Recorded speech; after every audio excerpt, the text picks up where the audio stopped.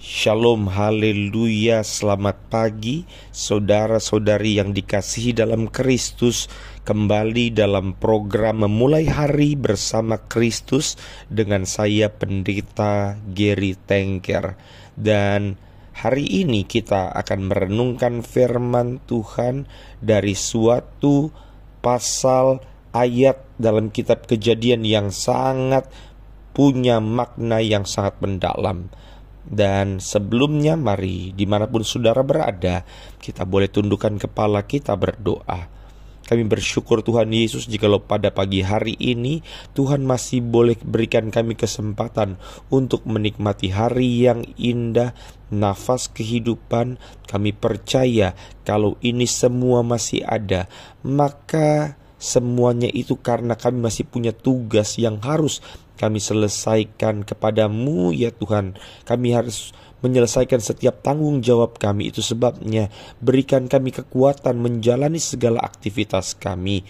Terima kasih Tuhan Yesus. Pagi hari ini kami akan memulai dengan merenungkan firman Tuhan. Terpujilah namamu Tuhan Yesus. Haleluya. Amin. Dan pembacaan Alkitab kita pada pagi hari ini terambil dari Kejadian pasal yang ke-50 ayatnya yang ke-15 sampai dengan ayat 20, tetapi nanti ada beberapa ayat yang saya baca. Saudara boleh lanjutkan secara lengkap dengan judul perikop Yusuf menghiburkan hati saudara-saudaranya. Ayat yang ke-15.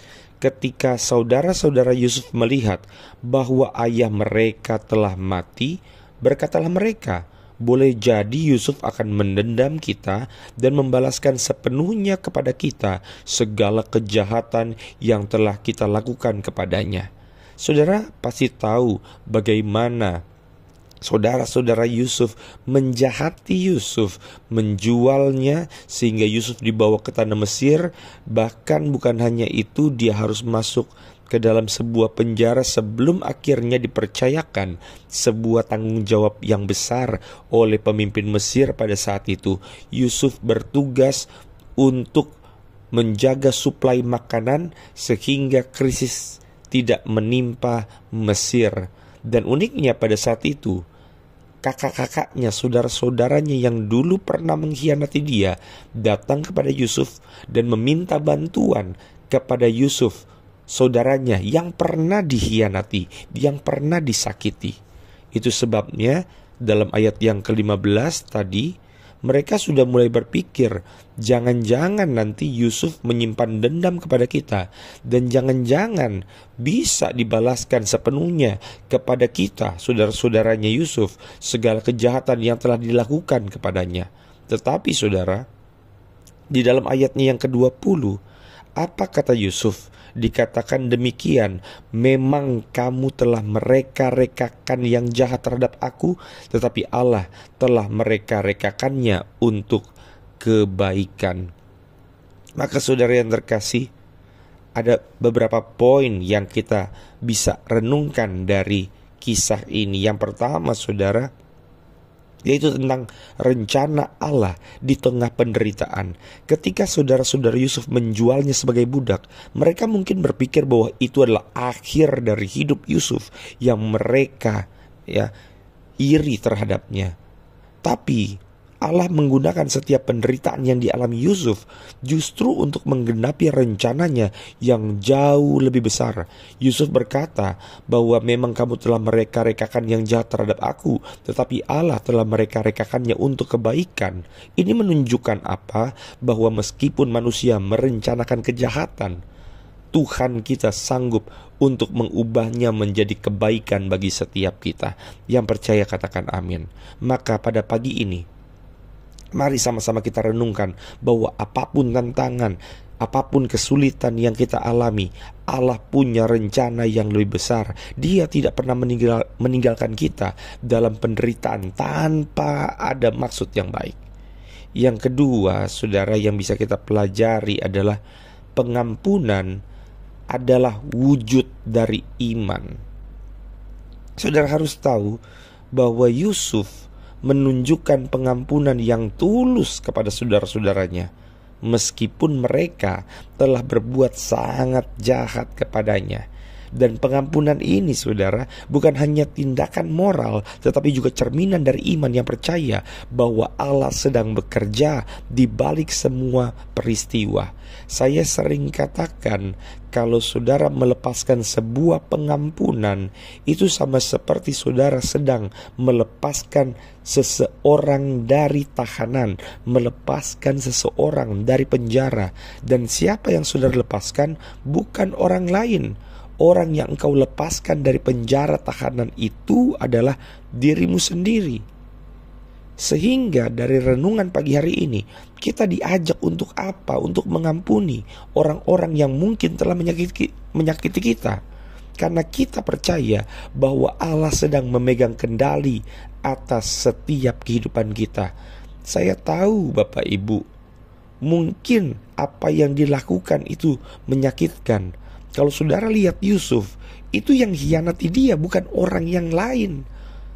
Yang mengkhianati Yusuf justru adalah abang-abangnya, saudara-saudaranya yang harusnya bertugas untuk menjaga dia, memproteksi dia. Tetapi tidak, karena ada rasa iri, maka Yusuf diperlakukan dengan sangat jahat. Tetapi saudara yang terkasih dalam Tuhan, sebenarnya dalam posisi Yusuf yang baru, dia punya segala sumber daya untuk membalas dendam. Dia punya kekuatan untuk balas dendam. Tetapi apa yang Yusuf pilih? Dia memilih untuk mengampuni. Kenapa? Karena pengampunan melepaskan kita dari belenggu kebencian dan memberikan kita kebebasan untuk melangkah dalam damai sejahteranya Allah. Saudara, saya tahu beberapa dari saudara mungkin mengalami hal-hal yang tidak mengenakan dari orang-orang yang terdekat bahkan dalam kehidupan kita. Tetapi pilihan itu ada di tangan kita. Apakah engkau akan membiarkan dirimu terbelenggu dalam dendam kebencian, atau engkau mau melepaskan pengampunan?